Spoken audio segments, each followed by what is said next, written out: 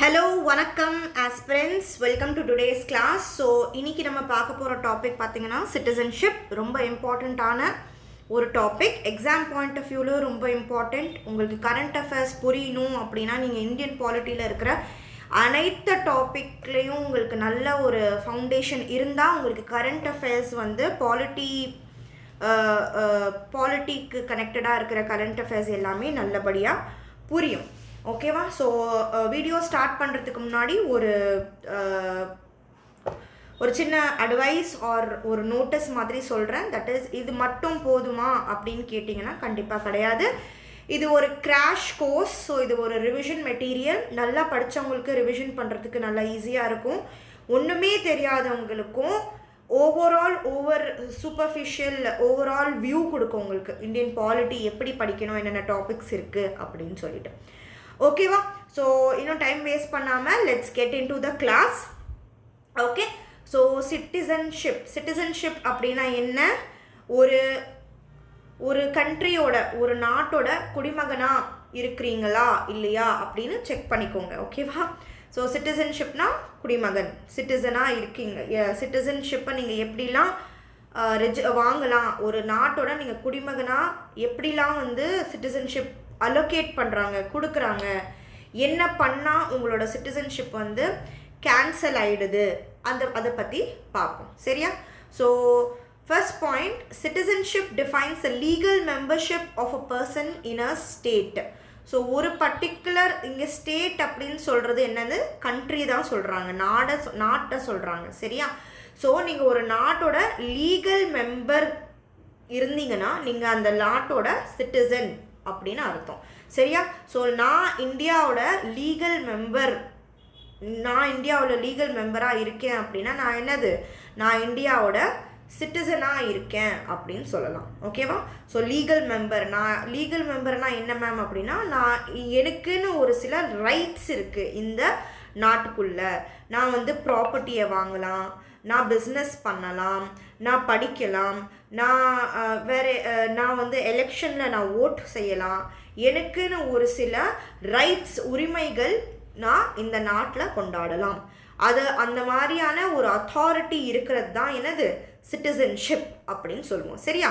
Second point பார்த்தீங்கன்னா, இந்த citizenship பற்றி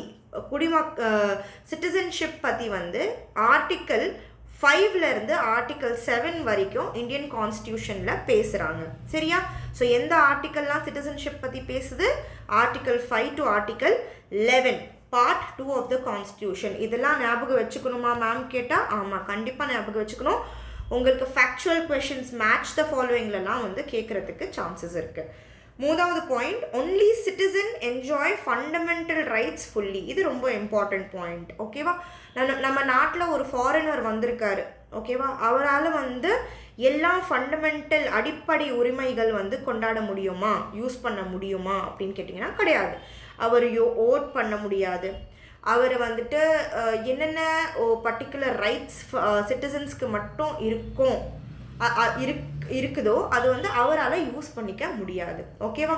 ஃபாரினர்ஸ்க்கு என்ன ரைட்ஸ் இருக்குது? லிமிட்டட் ரைட்ஸ் தான் இருக்குது. ஃபாரினர்ஸ்க்கு ஃபுல் ஃபண்டமெண்டல் ரைட்ஸ் கிடையாது. இந்த ஃபண்டமெண்டல் ரைட்ஸ் பற்றி அடுத்த சாப்டரில் நம்ம பார்ப்போம். சரியா? ஓகே. ஸோ சிட்டிசன்ஷிப் எப்படி இருந்தது? ஃபஸ்ட்டு சிட்டிசன்ஷிப் எப்போ ஸ்டார்ட் ஆச்சு, எப்போ கொடுக்க ஆரம்பித்தாங்க, என்னென்ன டிஃப்ரெண்ட் டைப்ஸ் ஆஃப் சிட்டிசன்ஷிப் இருக்குது அப்படின்னு பார்ப்போம். Citizenship at commencement, that is எப்போ கொடுக்க சிட்டிசன்ஷிப் என்ற கான்செப்ட் எப்போ வந்தது அப்படின்னு பார்த்தீங்கன்னா 1950 வந்தது. ஸோ ஆர்டிக்கல் 5லேருந்து ஆர்டிக்கல் 11 வரைக்கும் சிட்டிசன்ஷிப்பை பற்றி பேசுகிறோம். சரியா? ஸோ ஆர்டிக்கல் 5 என்ன சொல்லுது? Citizenship by domicile in India. Domicile அப்படின்னா என்னன்னு பார்த்தீங்கன்னா, நான் இந்த கண்ட்ரியில் தான் பொருந்திருக்கேன், எனக்கு இந்த கண்ட்ரிக்கும் டீப்பான கனெக்ஷன் இருக்குது, நான் இந்த கண்ட்ரியில் தான் வாழ போகிறேன் அப்படின்னு ஐடியா இருக்கிறவங்க அவங்களுக்கு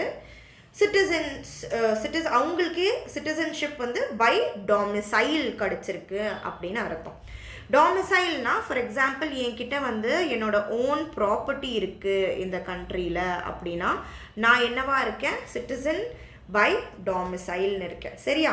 ஸோ எனக்கு வந்து இந்த கண்ட்ரியில் இந்த கண்ட்ரியில் தான் இருக்க போகிறேன், இருந்திருக்கேன். இந்த கண்ட்ரியில் தான் நான் இருக்க போகிறேன். என் பேரண்ட்ஸும் இங்கே தான் இருந்தாங்க, என்னோடய தாத்தா பாட்டி எல்லாரும் இங்கே தான் இருக்காங்க, நான் இங்கே தான் இருக்கேன், இங்கே தான் இருக்க போகிறேன் அப்படின்னா என்கிட்ட இருக்கிற சிட்டிசன்ஷிப்பை நான் சிட்டிசன்ஷிப் பை டாமிசைல் அப்படின்னு சொல்லுவேன். சரியா?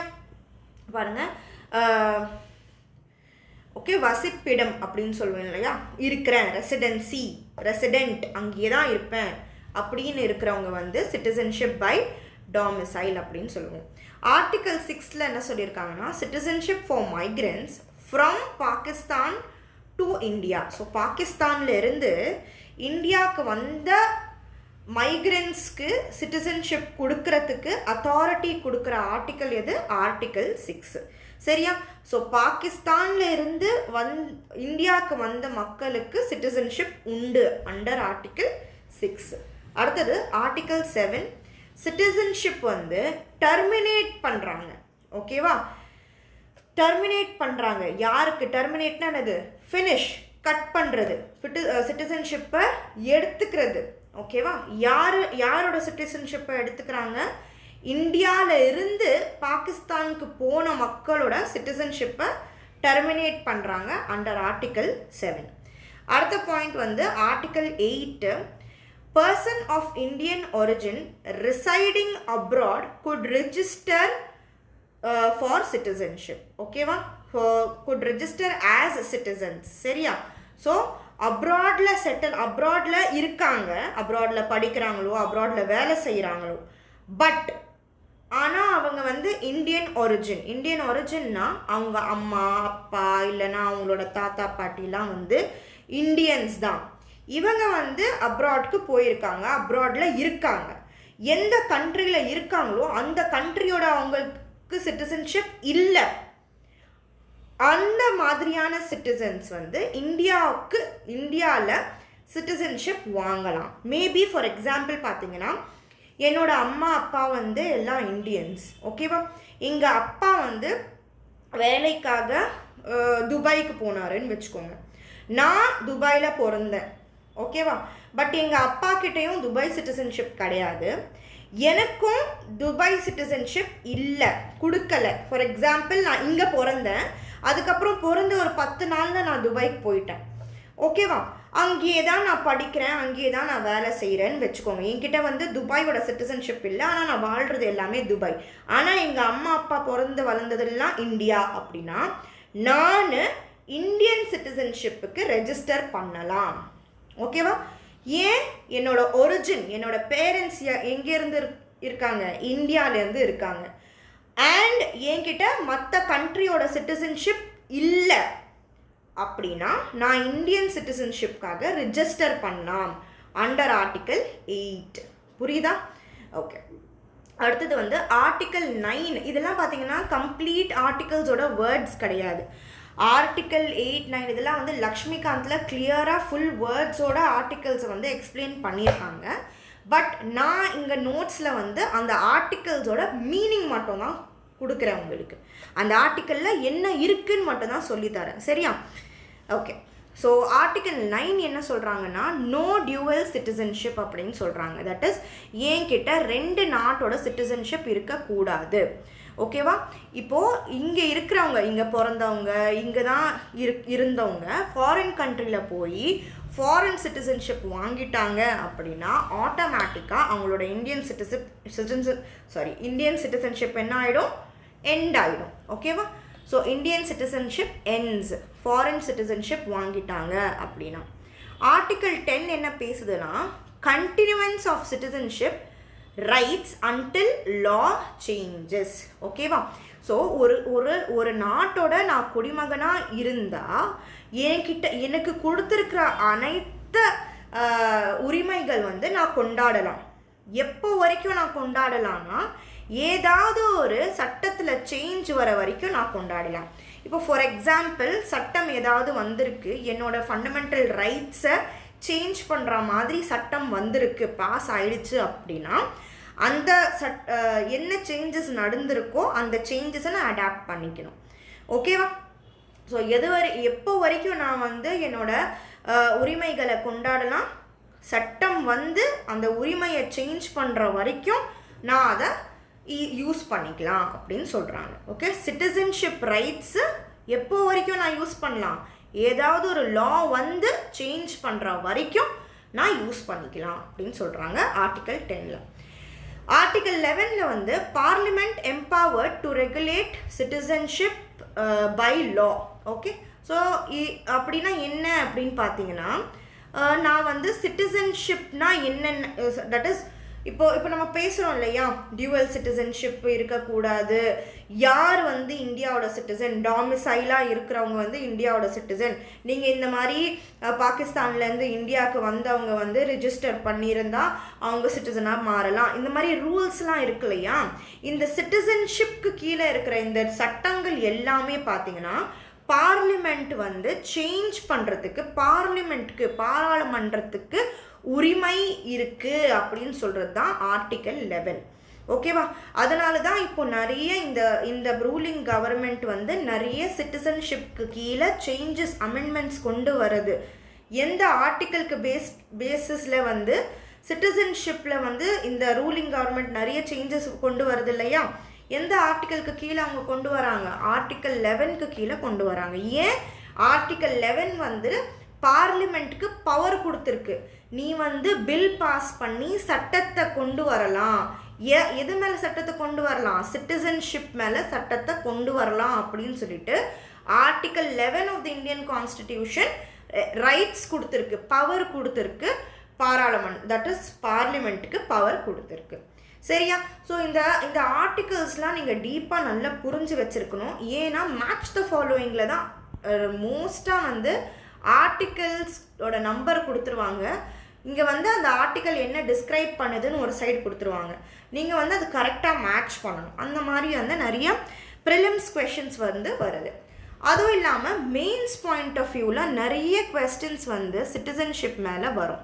ஓகேவா, ஒரு சில கண்டிஷன், ஒரு சில கேஸ் கொடுத்துருவாங்க, அந்த மாதிரி கேஸ் கொடுத்துட்டு இது வந்துட்டு இந்த மாதிரி இருக்கிற கேஸுக்கு இவங்க வந்து சிட்டிசன்ஷிப் எந்த சிட்டிசன்ஷிப்க்கு கீழே வராங்க அந்த மாதிரிலாம் கேள்வி கேட்டிருக்காங்க. கிரிட்டிக்கலாக வந்து அனலைஸ் பண்ணுங்கள், டிஸ்கஸ் பண்ணுங்கள். நம்ம இந்தியன் கான்ஸ்டிடியூஷன், இந்தியன் அரசியல் அமைப்பில் சிட்டிசன்ஷிப் என்ற இந்த சாப்டர் வந்து எப்படி இருக்குது, இது நீங்கள் கிரிட்டிக்கலாக நீங்கள் அனலைஸ் பண்ணுங்கள், எல்லாமே கரெக்டாக இருக்கா, இல்லை ஏதாவது நம்ம இன்க்ளூட் பண்ணுற மாதிரி இருக்குமா, நீங்கள் டிஸ்கஸ் பண்ணுங்கள், நீங்கள் வந்து ஐடியா கொடுங்க, இல்லை இலாபரேட் பண்ணுங்கள், அந்த மாதிரி வந்து உங்களுக்கு கொஷின்ஸ் கேட்பாங்க. ஓகே, ஸோ அப்போ நீங்கள் இந்த ஆர்டிகல்ஸ்லாம் நல்லா டீப்பாக படிச்சிருந்தீங்கன்னா, நான் இது எல்லாமே மேலோட்டமாக சொல்கிறேன் உங்களுக்கு. ஒவ்வொரு ஆர்டிக்கலும் நம்ம வந்து 1/2 hour to 40 minutes ஒவ்வொரு ஆர்டிக்கலை பற்றி நம்ம பேசலாம், அவ்வளோ கண்டென்ட் இருக்குது இதில். ஓகேவா, நான் மேலோட்டமாக அதோட மீனிங் மட்டும் தான் சொல்கிறேன். ஸோ ஃபுல் கோர்ஸ் நம்ம யூடியூப் சேனலில் வந்து ஸ்டார்ட் ஆக போகுது. அது வந்து நீங்கள் ஃபுல் கோர்ஸ் நம்ம யூடியூப் சேனலில் இருக்குது.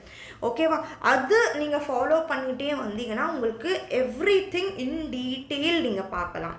ஓகேவா, ஸோ ஃபுல் கோர்ஸ் பார்த்தீங்கன்னா உங்களுக்கு ஃபுல் இன்ஃபர்மேஷன் நல்லபடியாக ஒவ்வொரு ஆர்டிக்கலும் புரியும். ஓகேவா, ஏன்னா அதில் டைம் கன்ஸ்ட்ரெயின் கிடையாது.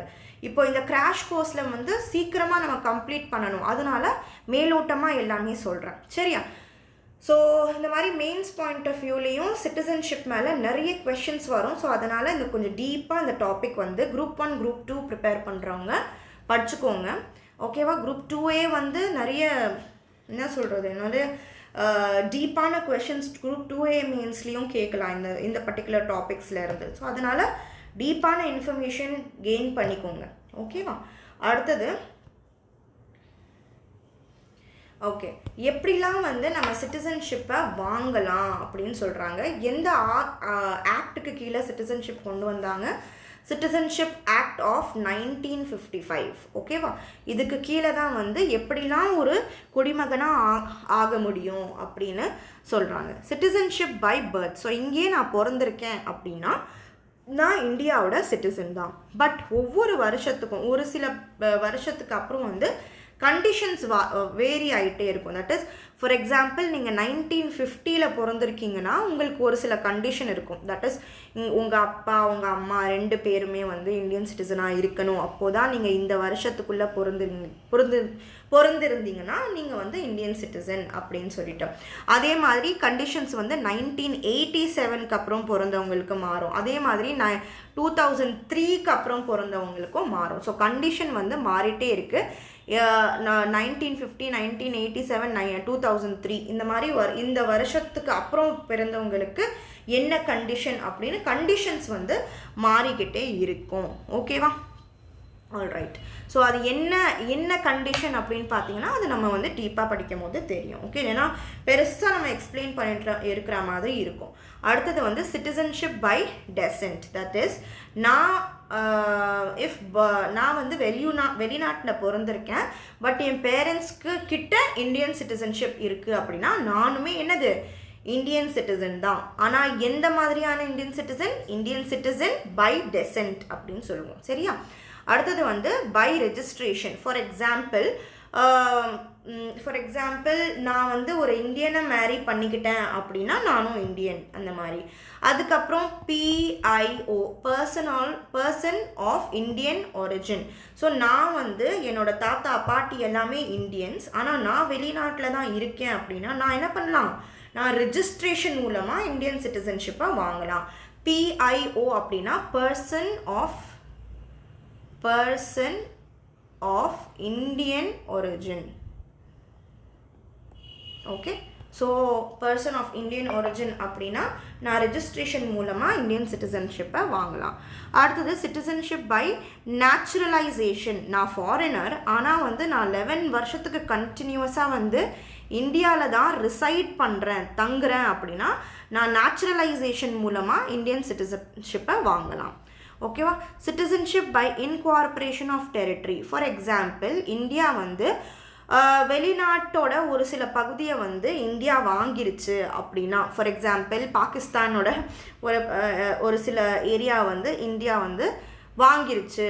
ஓகேவா? அக்வயர் பண்ணிடுச்சு. ஏதோ ஒரு வார் நடந்து இந்தியா வந்து அந்த பர்டிகுலரான ரீஜனை டெரிட்டரிலாம் இந்தியாவுக்குள்ளே கொண்டு வந்துருச்சு அப்படின்னா அந்த டெரிட்டரி அந்த மாநிலத்தில் இருக்கிற மக்கள் எல்லாமே யாராக மாறிடுவாங்க?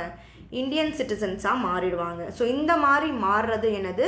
Citizenship by incorporation of territory. பக்கத்தில் இருக்க டெரிட்டரியை நான் ஏதாவது ஒரு விஷயத்தில் அக்ரிமெண்ட் மூலமாகவோ இல்லை சண்டை போட்டோ வார் மூலமாகவோ அந்த பர்டிகுலர் டெரிட்டரியை நான் வாங்கிட்டேன், இந்தியா வாங்கிடுச்சு அப்படின்னா அந்த டெரிட்டரியில் இருக்கிற மக்கள் எல்லாமே யாராக இருப்பாங்க? இந்தியன் சிட்டிசன்ஸாக இருப்பாங்க அப்படின்னு சொல்கிறாங்க. இப்போது லாஸ் ஆஃப் சிட்டிசன்ஷிப் எப்படிலாம் வந்து என்னோட சிட்டிசன்ஷிப் தட் இஸ் எண்ட் ஆகிடுது, லாஸ் ஆகிடுது அப்படின்னு பார்த்தீங்கன்னா can be lost by renunciation. நானே வந்து இல்லை நான் இந்தியாவோட சிட்டிசன் கிடையாது அப்படின்னு எழுதி கொடுத்துட்டா நான் வாலண்டரியாக இந்தியன் சிட்டிசன்ஷிப்பை கொடுத்துட்ற மாதிரி. ஓகேவா? நானே எழுதி கொடுத்துட்டேன் அப்படின்னா அது என்னது? ரினன்சியேஷன் அப்படின்னு அர்த்தம். சிட்டிசன்ஷிப் லாஸ்ட் பை ரினன்சியேஷன் அப்படின்னு அர்த்தம். அடுத்த point, citizenship can be lost by termination. டெர்மினேஷன்னா இது ஆட்டோமேட்டிக்கான ஒரு ப்ரொசீஜர். ஓகேவா? நான் யூஎஸ்க்கு போய் யூஎஸோட சிட்டிசன்ஷிப்க்கு அப்ளை பண்ணி யூஎஸ் எனக்கு சிட்டிசன்ஷிப் கொடுத்த உடனே என்ன ஆகிடும்? என்னோட இந்தியன் சிட்டிசன்ஷிப் என்கிட்டேருந்து போயிடும். சரியா? அந்த சிட்டிசன்ஷிப் என்கிட்ட வந்த உடனே நீங்கள் எந்த ஒரு ரெஜிஸ்ட்ரேஷனும் பண்ண வேணாம், நீங்கள் எந்த ஒரு ரெனன்சியேஷனும் எழுதி கொடுக்கவே வேண்டாம். அது வந்த உடனே இந்த சிட்டிசன்ஷிப் இந்தியன் சிட்டிசன்ஷிப் உங்ககிட்ட இருந்து போயிடும். அது என்னது? Loss of citizenship by termination. மூணாவது பாயிண்ட் வந்து citizenship can be lost by deprivation. இது வந்து கவர்மெண்ட் வந்து உங்களை தூக்கி வீசிடுது. நீங்கள் ஏதாவது ஃப்ராட் பண்ணியிருக்கீங்க, நீங்கள் வந்து எனிமி கண்ட்ரியை சப்போர்ட் பண்ணியிருக்கீங்க, இல்லை எனிமி கண்ட்ரிக்கு வந்து ஹெல்ப் பண்ணியிருக்கீங்க, இந்தியாவுக்கு அகேன்ஸ்டாக இல்லீகல் வேலை ஏதாவது பண்ணியிருக்கீங்க அப்படின்னா கவர்மெண்ட்டே உங்களோட தட் இஸ் என்ன சொல்கிறது, உங்களோட சிட்டிசன்ஷிப்பை உங்ககிட்ட இருந்து எடுத்துரும். ஓகேவா? So there are 3 ways of loss of citizenship. First பார்த்தீங்கன்னா ரெனன்சியேஷன், நானே வாலண்ட்ரியாக வேண்டாம் அப்படின்னு சொல்கிறது. செகண்ட் வந்து டெர்மினேஷன், இது ஒரு ஆட்டோமேட்டிக்கான ப்ரொசீஜர்.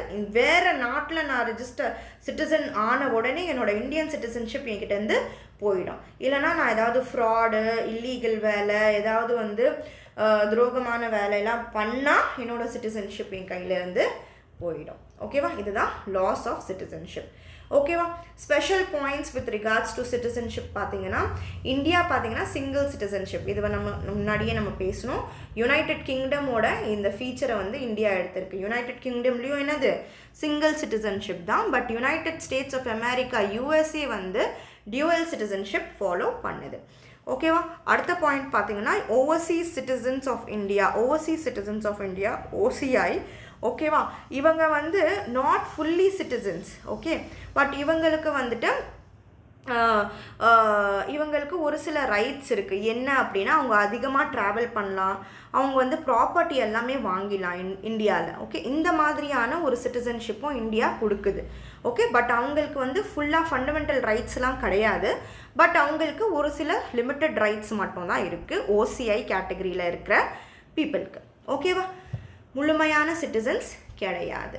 ஓகே, ஸோ எல்லா important points and articles with regards to citizenship வந்து முடிஞ்சிருச்சு. ஸோ நீங்கள் வந்து இது உங்களுக்கு நல்ல ரிவிஷன் கண்டென்ட்டாக இருக்கும். பட் இவ்வளோ தான் போதுமா அப்படின்னா கண்டிப்பாக கிடையாது. ஓகேவா? நிறைய டெஸ்ட் எழுதி பார்க்குறோம். இன்னும் கொஞ்சம் டீப்பாக நீங்கள் படிக்கணும். அட்லீஸ்ட் 12th ஸ்டாண்டர்ட் புக்கில் இருக்கிற அளவுக்கு நீங்கள் ஃபுல்லாக படிக்கணும். குரூப் 1 எக்ஸாமுக்கு ப்ரிப்பேர் பண்ணுறீங்க அப்படின்னா லக்ஷ்மிகாந்த் கண்டிப்பாக படித்தே ஆகணும். ஓகேவா? அந்த புக்கு படிச்சுட்டு நிறைய MCQs and question mains answer writing practice பண்ணணும். ஓகேவா? நிறைய MCQs சால்வ் பண்ணணும். அப்போது தான் உங்களுக்கு வந்து கான்ஃபிடென்ஸே கிடைக்கும். ஆல்ரைட். ஸோ இப்போ பார்த்தீங்கன்னா என்னோட full GS prelims comes mains course இருக்கு இல்லையா, இது வந்து கம்ப்ளீட்டாக ஃப்ரீயாக இருக்கும் யூடியூப் சேனலில். நான் என்னென்ன டாபிக் நான் நடத்துகிறேனோ வீக்லி அதுக்கு டெஸ்ட்டும் அவைலபிளாக இருக்குது.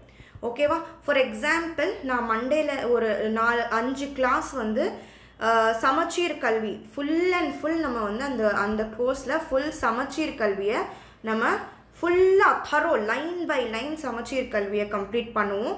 ரெஃபரன்ஸ் புக்ஸ் பாலிட்டிக்கு பார்த்தீங்கன்னா லக்ஷ்மிகாந்த், இந்தியன் எக்கானமிக்கு பார்த்தீங்கன்னா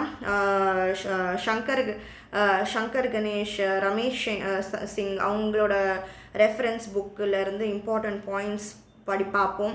அதுக்கப்புறமா வந்து மெயின்ஸ் பாயிண்ட் ஆஃப் வியூவில் இருக்கிற சோஷியல் இஷ்யூஸ் இது எல்லாமே வந்து இந்த ஃபுல் கோர்ஸில் நம்ம ஃபுல்லாக 8 to 12 months டியூரேஷனில் ஃபுல் ப்ரிலிம்ஸ் கம் மெயின்ஸ் வந்துட்டு நம்ம பார்க்க போகிறோம். ஸோ ஒவ்வொரு டாப்பிக்காக நான் முடிக்கிறதுக்கப்புறம் உங்களுக்கு அதோட டெஸ்ட் அவைலபிளாக இருக்கும். டெஸ்ட்டு மட்டும் பேடாக இருக்கும். இந்த டெஸ்ட்டு பார்த்திங்கன்னா கிட்டத்தட்ட மோர் தென் 100 டெஸ்ட், ஒன் ஃபுல் இயருக்கு மோர் தென் 100 டெஸ்ட் அவைலபிளாக இருக்கும். ஸோ இது ஸ்டெப் பை ஸ்டெப் போகிற மாதிரி ஒரு ஃபுல் ப்ரொசீஜர் இருக்கும். தட் இஸ் ஃபார் எக்ஸாம்பிள், நான் ஹிஸ்ட்ரியில் சமச்சீர் கல்வி ஒரு வாரத்தில் ஒரு 4-5 லெசன் முடிச்சிருக்கேன்னா அந்த 4-5 லெசன் பேஸ் பண்ணி உங்களுக்கு டெஸ்ட் அவைலபிளாக இருக்கும். ஸோ நீங்கள் என்னோடய வீடியோவை பார்த்துட்டு இந்த நோட்ஸும் டெஸ்ட்டும் உங்களுக்கு வந்துட்டு என்னோடய பிளாட்ஃபார்ம் mashudafirdaus.graphy.comல கிடைக்கும். நீங்கள் அதை அவைல் பண்ணிவிட்டு டெஸ்ட்டு எழுதி பார்த்து நீங்கள் ரிவைஸ் பண்ணிக்கலாம். ஸோ ஒரு ஒன் இயர் ஃபுல்லாக உங்களுக்கு டெஸ்ட்டு அவைலபிளாக இருக்கும். நோட்ஸும் இந்த பிளாட்ஃபார்மில் அவைலபிளாக இருக்கும். ஓகேவா? ஸோ நீங்கள் வீடியோஸ் ஃப்ரீயாக பார்த்துட்டு இந்த டெஸ்ட் மட்டும் 1999க்கு ஒன் ஃபுல் இயருக்கு மோர் தேன் 100 டெஸ்ட் இருக்கும். இதை நீங்கள் வாங்கிட்டீங்க அப்படின்னா வருஷம் ஃபுல்லாக வர எல்லா எக்ஸாம்ஸ்க்கும் டெஸ்ட் சீரீஸும் இருக்கும். குரூப் 4 வருதுன்னா குரூப் 4ஓட டெஸ்ட் சீரீஸும் இருக்கும், குரூப் 2ஓட டெஸ்ட் சீரீஸ் இருக்கும், குரூப் 1ஓட டெஸ்ட் சீரீஸ் இருக்கும். இது இல்லாமல் எவ்ரி வீக் உங்களுக்கு டெஸ்ட் அவைலபிளாக இருக்கும். ரிவிஷன் டெஸ்ட் இருக்கும், யூனிட் வைஸ் டெஸ்ட் இருக்கும், பல்க் டெஸ்ட் இருக்கும், மார்க் டெஸ்ட் இருக்கும், ஃபுல் லென்த் டெஸ்ட் இருக்கும், ஜென்ரல் ஸ்டடீஸ் அண்ட் மேத்ஸ்க்கு இது ஃபுல்லாக ஒரு டெஸ்ட் பல்க் பேக்கேஜாக உங்களுக்கு 1 year ஃபுல்லாக நீங்கள் அட்டென்ட் பண்ணுற மாதிரி இருக்கும். நீங்கள் என்னோட free GS come maths prelims and mains course யூடியூப்பில் இருக்கிறது ஃபாலோ பண்ணிவிட்டு இந்த டெஸ்ட்டும் நீங்கள் வந்து பெஸ்ட்டாக யூட்டிலைஸ் பண்ணிவிட்டு 1 year ஃபுல்லாக என் கூட படிச்சிங்க அப்படின்னா நீங்கள் கண்டிப்பாக கிளியர் பண்ணுறதுக்கு 99.9% சான்சஸ் இருக்குது. அது 1% வந்துட்டு அன்சர்டனிட்டிக்கு விட்டுரும். ஓகேவா? ஸோ இது என்னோட கோர்ஸ் அண்ட் டெஸ்ட் நீங்கள் நல்லபடியாக ஃபாலோ பண்ணிங்கன்னா 2026ஓட எந்த எக்ஸாம் நீங்கள் டார்கெட்டாக வச்சுருக்கீங்களோ 2026ஓட எந்த எக்ஸாம் நீங்கள் டார்கெட்டாக வச்சுருக்கீங்களோ குரூப் 1ஆக இருக்கட்டும் 2A இருக்கட்டும் இல்லை குரூப் 4ஆக இருக்கட்டும், எந்த எக்ஸாம் நீங்கள் டார்கெட்டாக வச்சுருக்கீங்களோ அந்த எக்ஸாம் நீங்கள் 100% கிளியர் பண்ணலாம். 1 year என் கூட படித்து பாருங்கள். ஃப்ரீ கோர்ஸ் ஃப்ரீயாக இருக்கும் உங்களுக்கு. GS and maths prelims comes mains எல்லாமே ஓகே ஃப்ரீ கோர்ஸ் இருக்கும். பட் டெஸ்ட்டு மட்டும் டெஸ்ட் அண்ட் இந்த கிளாஸ் நோட்ஸ் வந்து உங்களுக்கு 1999 என்னோடய பிளாட்ஃபார்மில் கிடைக்கும். ஓகேவா? ஸோ டைம் வேஸ்ட் பண்ணாதீங்க, யோசிக்கிறதுலையே டைம் வேஸ்ட் பண்ணாதீங்க. வாங்கிட்டு கிளாஸை கவனிக்கிறோமா, டெஸ்ட்டை எழுதுகிறோமா, வீக்லி டெஸ்ட் இருக்கும், கிளாஸஸை கவனிங்க, டெஸ்ட் எழுதுங்க, நோட்ஸ் எல்லாமே உங்கள் கையில் இருக்கும்.